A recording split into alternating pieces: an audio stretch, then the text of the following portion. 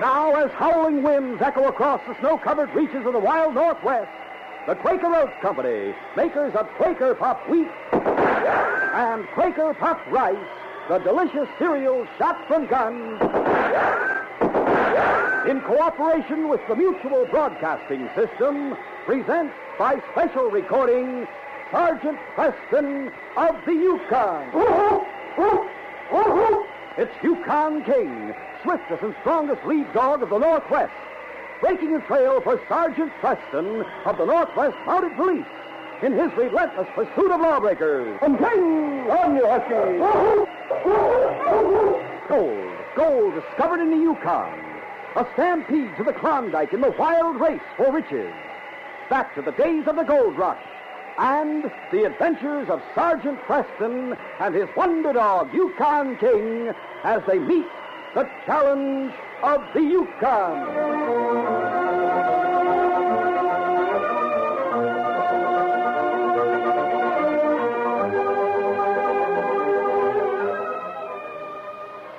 Our adventure will begin in just a moment.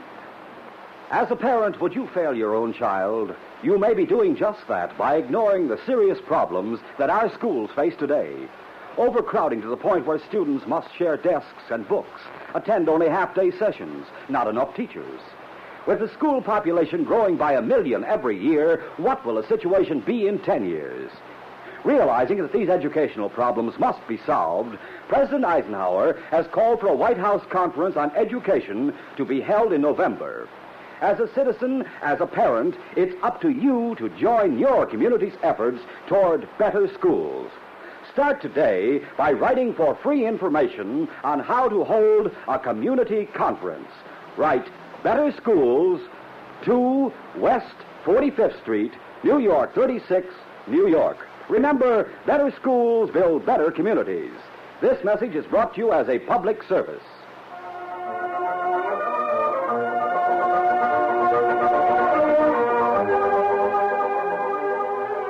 At headquarters in Dawson, Sergeant Preston stood by as Inspector Conrad traced a route on a large wall map with his index finger. By traveling this way, you'll save time, Sergeant. The community of Lost Pine is here, in a valley south of Tall Pine Mountain. I see, sir. This is a trouble spot. I sent Constable Summers to Lost Pine to investigate trail robberies and the sale of firewater to Indians. Is there an Indian village near Lost Pine? Ortega's village is in the mountains. A missionary named Thorne works among the Indians.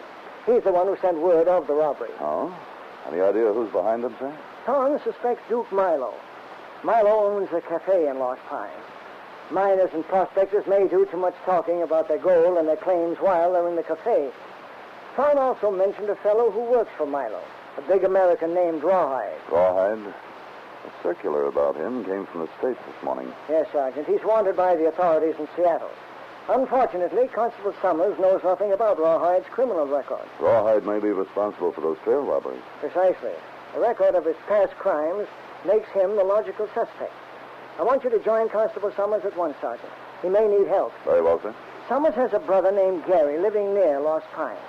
If you have any difficulty locating the constable, his brother Gary may be able to tell you where to find him. I'll start at once, Inspector. Meanwhile, in the town of Lost Pine, Constable Summers was with his brother Gary in the office behind Duke Milo's cafe. It was a large room. A door in one wall opened to the outside. Rawhide, a huge man whose skin had the tough, tanned appearance of old leather, stood with his back to the opposite wall, leaning against the door leading to the cafe. As Duke Milo listened to Constable Summers, he brushed an imaginary speck of dust from his impeccably tailored coat. Milo, I have proof that you and Rawhide are behind the robberies and killings going on around here. What kind of proof, Constable? The statement of a prospector that Rawhide shot and left for dead after he robbed him. A prospector named Rawhide? That's right. I've already been to Rawhide's cabin where I found this. The pouch of gold stolen from the murdered man. Looks like that puts a noose around Rawhide's neck. Sure does, Gary. So you have proof against Rawhide, Constable. That doesn't mean you have anything on me. Well, oh, you dirty double-crosser, you throw me to the law, would you? I won't take all the blame. You're the one who tips me off. You tell me who's carrying the gold. I split what I get with you. Shut up, Rawhide. So that's how you two work. Man comes to the cafe, he eats well, has a few drinks, and he talks. When he leaves here, Rawhide follows him. You must feel pleased with yourself, Constable. Thanks to Rawhide, you verified your suspicion. I'm arresting both of you. Here, Gary.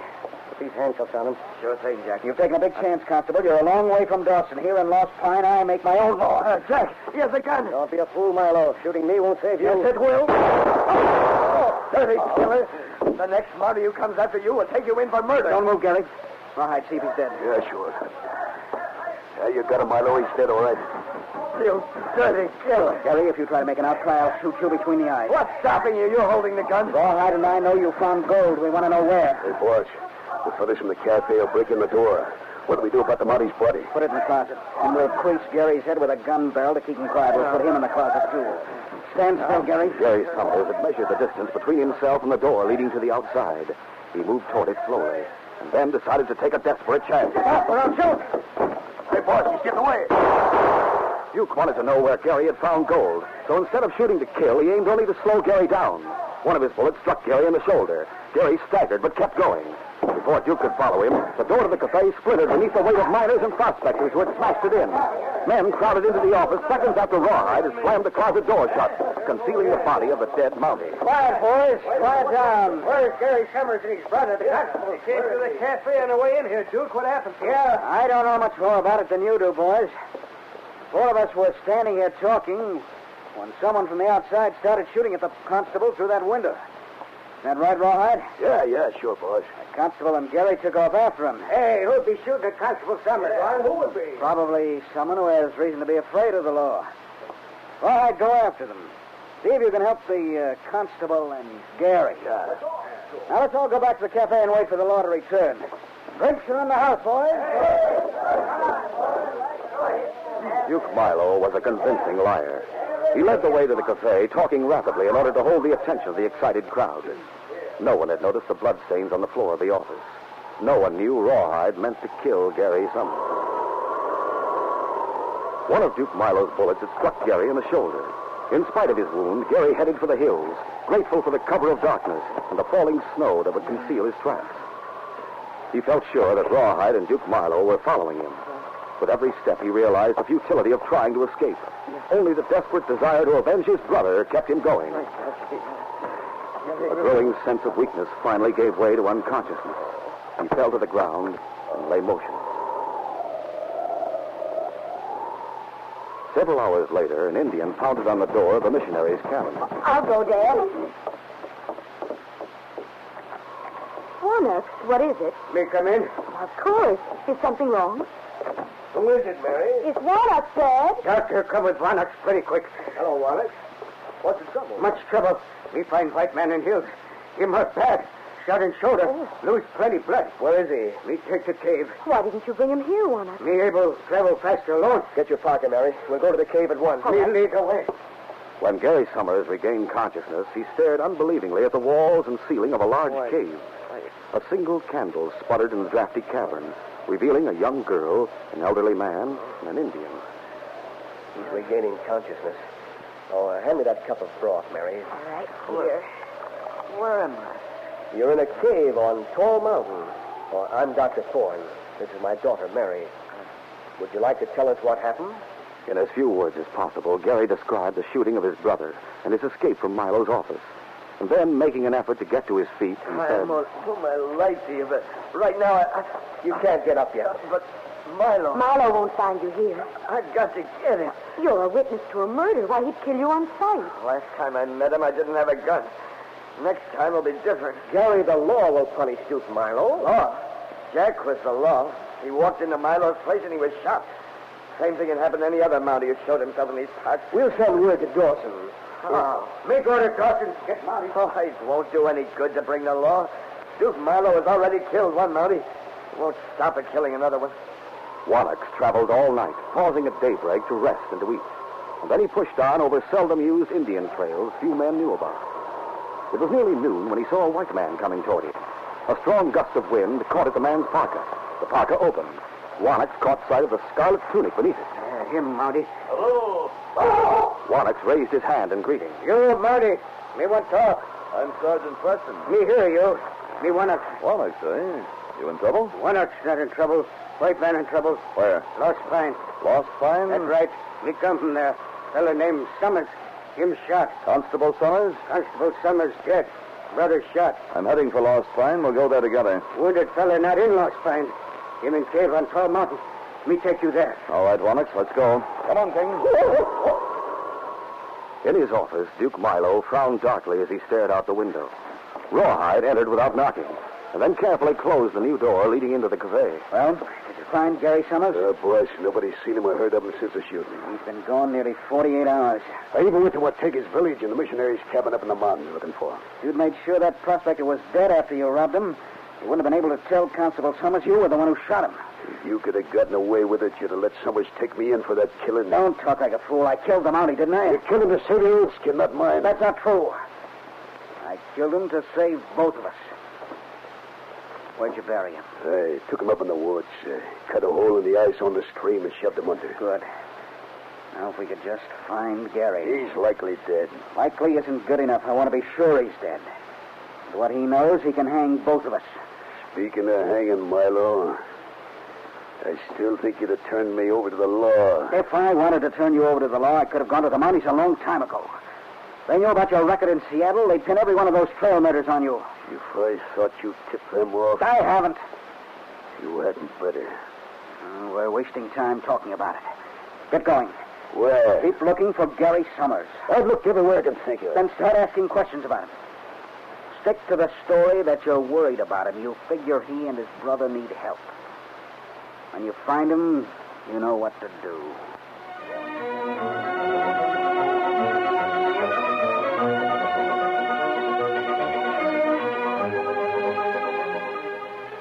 We'll continue our adventure in just a moment. You should have been at the ball game today. I saw 3 home runs. And guess what? I got one of the home run balls. Fellas and girls, why don't you get a free baseball ticket? It's easy. Come out to the ball game as guest of a major or minor league team. Your free ticket is waiting for you right now inside packages of Quaker Puffed Wheat, Quaker Puffed Rice, Muffet Shredded Wheat, and Quaker Pack-O-10, which has 2 free baseball tickets. Yes, if you are 12 years or younger, just bring Mom or Dad or another paying adult and see wonderful major or minor league baseball games free.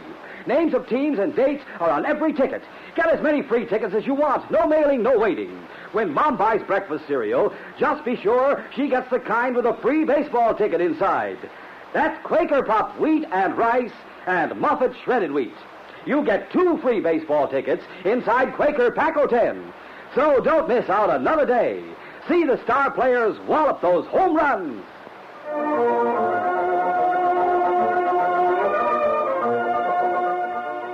Now to continue. Rawhide's inquiries were no more rewarding than his search. When he returned to the cafe that night, he was forced to admit that he had learned nothing. I'll try again tomorrow, boss. He couldn't have just disappeared.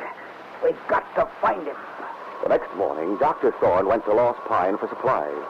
He bought what he needed in the trading post and then loaded the purchases on his sled. He was about to start the trip back to the mountain when he saw Rawhide coming from the cafe. As Rawhide walked down the street, a young Indian named Maytack brought his dogs to a halt and hurried after the big man. Dr. Thorne saw the 2 men meet and walk through the gate of the lumberyard. Their guarded and furtive manner aroused his suspicions. Deciding to investigate, he followed them. By taking a position beside a high stack of lumber and firewood, the missionary could hear Rawhide and Maytack talking. He listened to the conversation. You look for a white man named Gary Summers. What about it? Me see him. Where? You give Maytack gold, plenty firewater, and Maytack horse. Summers in your village? You already looking village in that there. How do I know you're telling the truth? Me see Summer fella. Him hurt. Him hide so you and Milo not find him. Me follow girl named Thorne. She go place where a fella hide. Well, where is he? Speak up. You pay Maytack. Maytack tell. All right, all right. You tell Milo your story. He'll pay you plenty. Come on. Great Scott. Maytack followed Mary to the cave. Realizing Gary's danger, Dr. Thorne hurried back to his sled. For the first time in his life, the kindly missionary used a whip on his dog. Mush, Melody! Mush! The startled team took off at a fast pace. With the whip cracking a scant 2 inches from their ears, they raced for Tall Mountain. Mush, you Melody! Mush! When Dr. Thorne arrived at the cave, he found his daughter and Gary talking to Sergeant Preston. The great dog, Yukon King, was at his master's side. Wannix stood in the background. Dad, this is Sergeant Preston. Glad to know you, Dr. Thorne. Glad to meet you, Sergeant. Jerry, you must leave here at once. What's wrong, Dr. Thorne? Rawhide's on his way to this cave. But, Dad, why is Rawhide coming here? Probably to kill Gary. How'd he find out about this cave? Speaking rapidly, Dr. Thorne told Sergeant Preston how he'd overheard Maytack talking to I Rawhide. knew Maytack was up to no good when I saw him call Rawhide. I didn't know he followed Mary to this cave, and that he'd sell his man to Duke Milo. Maytack's bad Indian. Good or bad, the damage is done now. Dr. Thorne, do you have a gun? Of course not, Sergeant. I've never had need of firearms. Oh. What about you, Gary? I'm not armed either, Sergeant. But if you lend me your revolver, I'd like a showdown with Rawhide. I have a score to settle with that yellow skunk and his murdering boss. You can best settle that score by staying alive. As an eyewitness to a murder, your testimony will hang Duke Milo. I'm going to leave King here to guard you. Where are you going? To meet Rawhide. But Sergeant Preston, how would you know Rawhide? You've never seen him. I've seen a picture of him just before I left Dawson. You're to stay here, boy. King, you're going to stand guard. Sorry, fellow, but you may be needed here. He wants to go with you, Sergeant. He understands why I'm leaving him. He'll sound a warning if anyone approaches the cave, and after that, he'll guard you with his life. Me have not. Me got him, too. That's fine, Wannock. You and King will work together. Stay with Gary, King. Understand? Good boy. Be careful, Sergeant Preston. Yes, Rawhide's dangerous. My fight, Sergeant Preston. Milo killed my brother. And he's going to pay for it, Gary. You stay with King. Sergeant Preston proceeded cautiously until he reached a small clearing. Then he took a position behind a heavy growth of evergreen trees and waited. 5 minutes later, he heard someone approaching the opposite side of the clearing. The Mountie loosened the flap on his holster. As Rawhide stepped into view, Preston called out sharply. That's far enough, Rawhide. Walk to the center of the clearing, but move slowly. All right, guys. Get you have a drop on me. Who are you? Show yourself. Sergeant Preston, Northwest Mounted Police. Police? At the word police, Rawhide made a fast grab for his gun. Preston's hand flashed to his side. Rawhide found himself staring helplessly into the barrel of a heavy revolver. Well, Rawhide, you want to finish that song? How do you know my name? I not only know your name, but I can detail some of the crimes you're wanted for in Seattle. Seattle? Why, that dirty double-crossing polecat. That lying, no-good, fancy-dressed dude. If he swore red, white, and blue, he would turn me into the Mounties and I'd Beneath his tan, Rawhide's face flushed with sudden fury. Preston listened in surprise to the livid curses the big man mouthed against the partner he thought had betrayed him. Now he figures I know too much. I know he killed a Mountie. He wants to get me out of the way. Milo told that Injun to send me on a wild goose chase, and he took you off. Steady, Rawhide. But Rawhide was beyond control. As Preston saw the big man's bloodshot eyes, he knew he faced insane rage that recognized neither fear nor caution. Don't go for your gun, Rawhide. All right, stop it. Preston fired, intending to smash Rawhide's gun. But with animal cunning, the big man anticipated the shot. He dropped to his knees. Preston's shot missed. The same instant, Rawhide fired. As Preston staggered back under the impact of a bullet in the arm, he fired. Rawhide's gun was smashed, but the Mountie had stumbled. He fell. And as he went down, he struck his head on a projecting rock and lay motionless.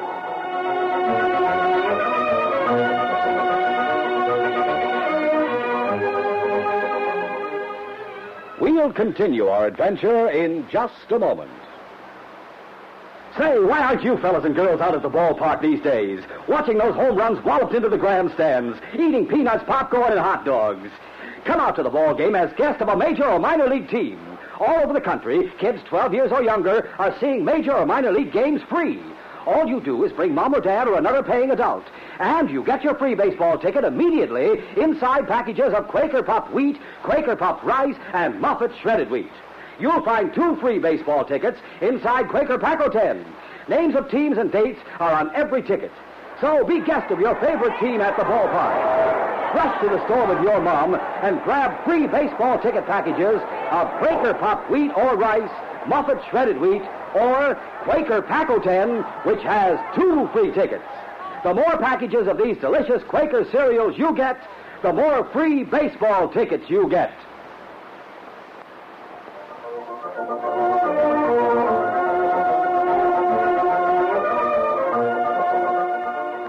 Now to continue. After wounding Sergeant Preston, Rawhide stood for a moment staring at his useless gun. And then, obsessed with a desire for revenge against Milo, he turned and ran for the clearing, leaving Preston unconscious on the ground. Goaded by his mounting rage, Rawhide hurried through the hills. He didn't slacken his pace until he reached Duke Milo's cafe in Lost Pine. He walked to the rear of the long, narrow building and entered Milo's office from the outside. out here. Find me that door, Rawhide. Rawhide. What's the matter with you? Why are you pulling a knife? After that Monty smashed my gun, I could have used this knife on him, Milo. But I wanted to save it for you. You prick. It won't do any good to make a play for that sneak gun, Milo. You can't surprise me like you did Summers. Turn me into the Mounties, will you? Tip them off about me being wanted in Seattle. I didn't tip them off. Lies. He knew all about Seattle. You told him. No. Listen. Do what, more lies? Duke Milo was stronger than he looked. With one hand, he gripped Rawhide's wrist, straining to escape the blade of the knife. With the other hand, he reached frantically for the gun concealed beneath his shoulder.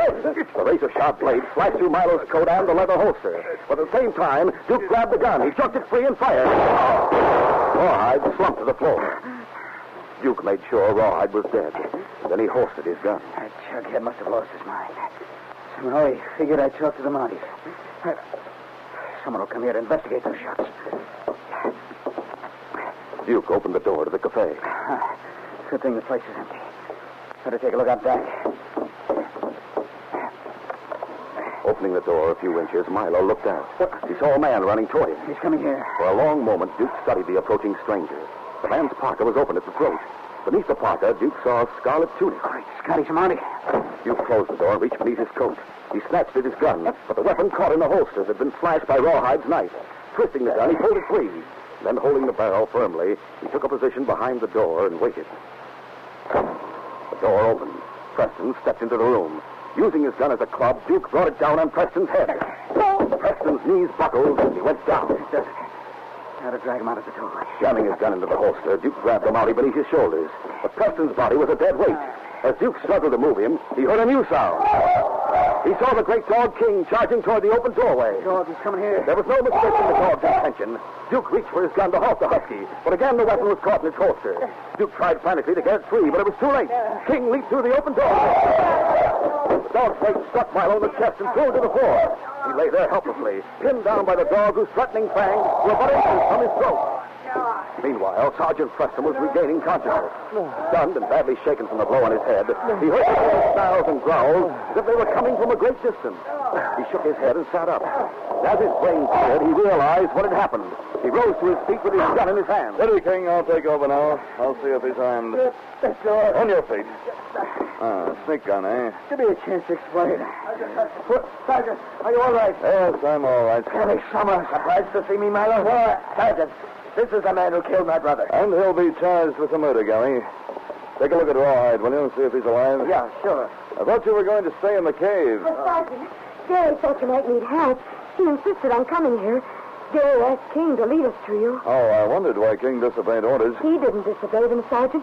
Gary did. Rawhide's dead, all right. He was shot several times. It was self-defense.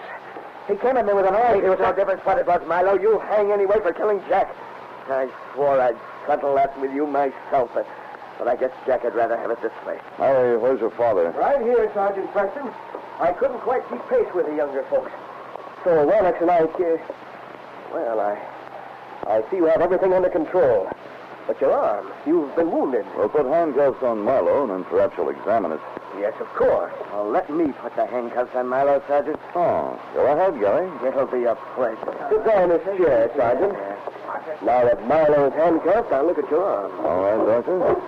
Watch the prisoner, King. I'm watching him, too. I hope he tries to escape. Sergeant, how soon you start for Dawson? As soon as my arm is bandaged, Warnock. Why? Me like go with you. Help guard prisoners. We'll both go with him, Warnock. The King is really all the help Sergeant Preston needs. Him fine dog. Warnock, how about helping me? What me do? Why, help me work my gold claim. Gold claim? Yes. I'm going to give you a share of it. Why do you do that? Because you've done plenty for me. I'd like to do something for you. You'll be a rich man, Warnock. Yeah, maybe get gold enough, build school and village. That's a splendid idea. Is it a deal, Warnock? Yeah, it's deal. You know, even though we've no proof Milo sold firewater to the Indians, I'm sure that problem is solved now that he's out of circulation and Rawhide is dead. I'll take his body to Dawson, and we'll notify the authorities in Seattle. What about this wound, Dr. Only a flesh wound, Sergeant. Oh, good. I'm anxious to start for Dawson as soon as possible and report to the inspectors that this case is closed.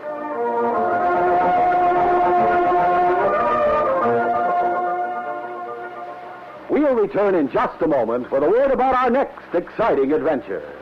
Young America keeps its musical knowledge up to date by listening to Phonorama Time, starring Johnny Desmond. Every Saturday, Johnny presents a roundup of the platters that are making musical history from coast to coast. In addition, he brings such outstanding big-name guests as Teresa Brewer, the Fontaine Sisters, and Bill Haley's Comet. Guest disc jockeys from every section of the country appear regularly to report to listeners on the top tunes in each of their hometown areas. And interesting teenagers appear on Phonorama Time to bring their viewpoints on what young America is thinking about and talking about in music and other fields as well.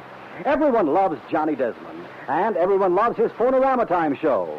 So gather your friends and fellow music fans around this Saturday and every Saturday for the musical session you can't afford to miss.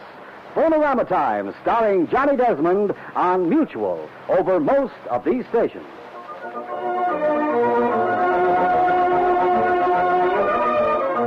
The situation was a tense one for Sergeant Preston as he faced a gun in the hands of one of his own brother officers. Can he escape the bullet that the young constable is determined to send his way? Be sure to hear this next exciting adventure.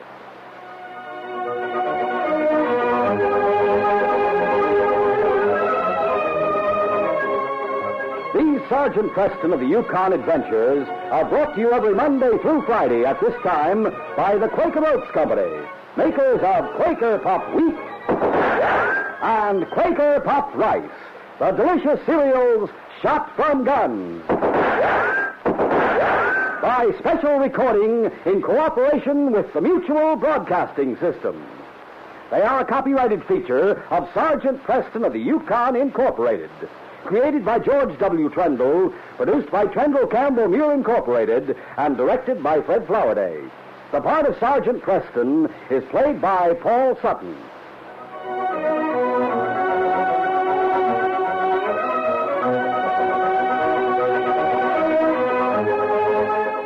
This is J. Michael wishing you goodbye, good luck, and good health from Quaker Puff Wheat and Quaker Puff Rice. So long. This is Mutual, Radio Network for all America.